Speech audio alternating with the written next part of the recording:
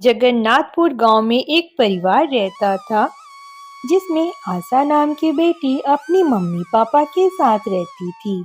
आशा, तुमने 12वीं की परीक्षा अच्छे नंबरों से पास कर लिया है। तुम्हारे पिताजी को बोलती हूँ, अब तुम्हारे लिए कोई अच्छा लड़का देखकर तुम्हारे हाथ पीले कर दे। नहीं माँ, मैं अभी कोई शादी वादी नहीं करूँगी। मुझे अभी आगे और पढ़ाई करने के लिए शहर जाना है। मैं तो तुम्हें शहर नहीं भेजूंगी आशा। लड़कियों का ज्यादा पढ़ना ठीक नहीं है। घर से दूर जाकर रहोगी। कैसे कैसे लोग शहर में मिलेंगे पता नहीं। आजकल समय भी बहुत खराब है। हर दिन लड़कियों के साथ घटनाएं घटती रहती है। मैं तो तुम्हें किसी भी कीमत पर शहर नहीं भेजूंगी। आशा और माँ में अभी बहस हो ही रही थी, तभी आशा के पापा आ जाते हैं। आशा, ये लो एमबीए करने के लिए कॉलेज का फॉर्म शहर से लेकर आया हूँ। इसे भर दो। कल मैं शहर जाकर इसे जमा कर आऊंगा। तुम्हारे रहने के लिए मैंने कॉलेज के पास ही पीजी भी देख कर आया हूँ। कॉलेज में एडमिशन होने के बाद तुम उसमें रहना। आप पागल तो नहीं हो गए हैं जो जवान लड़की को शहर पढ़ने के लिए भेज रहे हैं? शहर में आशा अकेले कैसे रहेगी? वहाँ इसका ख्याल कौन रखेगा? संध्या, आशा अब तो बड़ी हो गई है। वह अपना ख्याल खुद रख सकती है। पापा, आप कितने अच्छे हैं। आप मेरी खुशियों के बारे में कितना सोचते हैं। मैं चाहती हूँ जल्दी से फॉर्म भर देती हूँ। थैंक यू पापा। आशा खुशी से झूमती हुई कमरे में चली जाती है। आशा की माँ मुंह फुलाकर रसोई में खाना बनाने लगती है। तभी संध्या की पड़ोसन वहाँ आ जाती है। संध्या बहन, लो मिठाई खाओ, मुंह मीठा करो। भाई साहब, आप भी मुंह मीठा कीजिए। मिठाई किस खुशी में खिला रही हो मीना दीदी? अरे बहन, मेरी स्मिता बेटी है ना, उसका रिश्ता पक्का हो गया है। उसी खुशी में मिठाई देने आई हूँ। बधाई हो मीना दीदी, तुम तो बहुत किस्मत वाली हो जो इतनी जल्दी बेटी के हाथ पीले कर रही हो। पड़ोसन मीना के जाने के बाद आकाश गुस्से में कहता है, मीता तो सिर्फ 19 साल की है। अभी कोई उम्र है उसकी शादी की? मीना दीदी का तो दिमाग ही खराब हो गया है जो इतनी छोटी उम्र में बेटी की शादी कर रही है। पहले पढ़ा लिखा कर उसे पैरों पर खड़ा कर देती, फिर शादी करती। शादी तो एक दिन होनी ही है, पर सब कुछ समय पर होना चाहिए। बेचारी स्मिता बेटी के साथ ठीक नहीं हो रहा। आशा का दाखिला एमबीए की पढ़ाई के लिए शहर के कॉलेज में हो जाता है। आशा शहर चली जाती है और पीजी में रहने लगती है। एक दिन पड़ोसन मीना संध्या के घर आती है। संध्या बहन, कैसी हो? आज सोचा तुम्हारे साथ बैठकर चाय पीकर गप्पे मार लूं। कैसी है आशा बेटी? उसकी पढ़ाई कैसी चल रही है? आशा ठीक ही है मीना दीदी। कैसे कहूँ, समझ नहीं आ रहा संध्या बहन। गांव के सब लोग हैं ना, आशा के बारे में कैसी कैसी बातें कर रहे। उनकी नजर में शहर में अकेले रहने वाली लड़की का चरित्र अच्छा नहीं रहता। क्या करूं मीना दीदी? मैंने तो आशा के पापा को बहुत समझाया था कि आशा को शहर मत भेजो, उसे घर में ही रखो और उसके लिए अच्छा लड़का देखकर उसका ब्याह कर दो। लेकिन आशा के पापा ने मेरी एक ना सुनी। स्मिता की शादी धूमधाम से हो जाती है। वह ससुराल चली जाती है।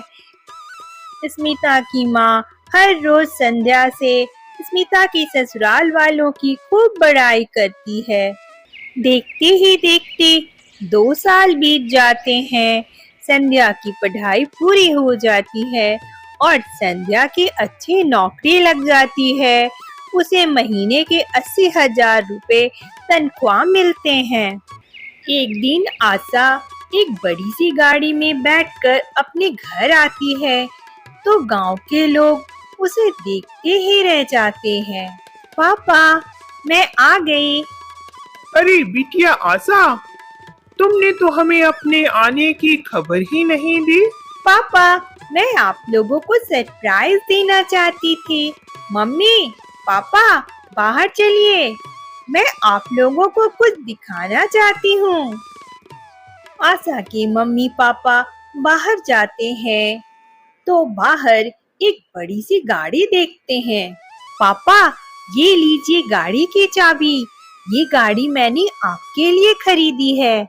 आशा के द्वारा गिफ्ट में गाड़ी पाकर आकाश का सीना गर्व से फैल जाता है। वह अपनी बेटी को गले से लगा लेता है।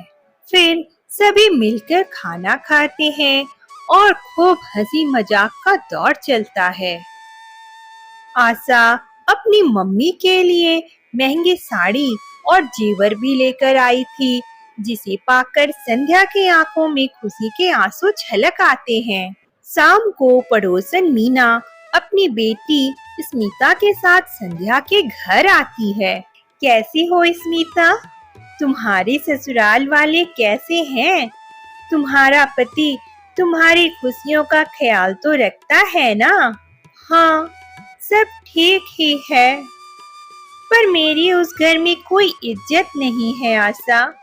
मैं सुबह से लेकर रात तक सारा काम करती हूँ, खाना बनाती हूँ, कपड़े धोती हूँ, घर के साफ सफाई करती हूँ, सबकी जरूरत का पूरा ख्याल रखती हूँ।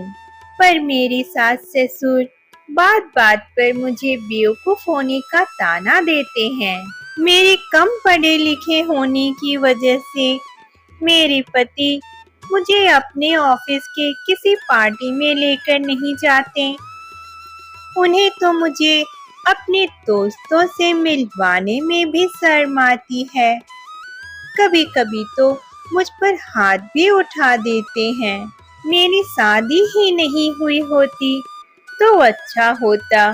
मैं भी तुम्हारी तरह पढ़ लिख कर अपने पैरों पर खड़ी हो जाती तो मुझे अपने ससुराल में रोज रोज जलील नहीं होना पड़ता। संध्या बहन, आशा के पापा ने आशा को पढ़ा लिखा कर उसे पैरों पर खड़ा करने का जो निर्णय लिया था वह एकदम सही था। मुझसे बहुत बड़ी गलती हो गई जो मैंने स्मिता की शादी कम उम्र में कर दी। अब मैं स्मिता का नाम शहर के कॉलेज में लिखवाने जा रही हूँ। जब तक वह कुछ बन नहीं जाएगी तब तक मैं उसे ससुराल नहीं भेजूंगी। स्मिता, तुम कड़ी मेहनत करना, तुम जरूर सफल हो जाओगी। पढ़ाई में मुझसे तुम्हें जो भी मदद चाहिए मैं करूंगी। Best of luck Smita. Smita रोने लगती है।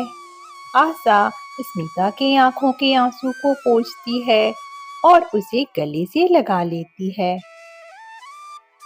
आशा की मम्मी संध्या बहुत शर्मिंदा होती है और आशा को गले लगाकर कहती है, आशा बेटी, मुझे माफ कर दो। मैंने तुम्हें कितना भला बुरा कहा। तुम्हारी पढ़ाई रोकनी चाहिए। मैं बहुत गलत थी। आशा की मम्मी सोचती है कि वह समाज के तानों के डर से अपनी ही बेटी का भविष्य बर्बाद करने जा रही थी। आशा के पापा के दृढ़ निश्चय के कारण आशा आज अपने पैरों पर खड़ी हो पाई है। धन्यवाद भगवान, जो तुमने मुझसे होने वाली गलती को रोक दिया और मेरी बेटी का भविष्य बर्बाद होने से बच गया।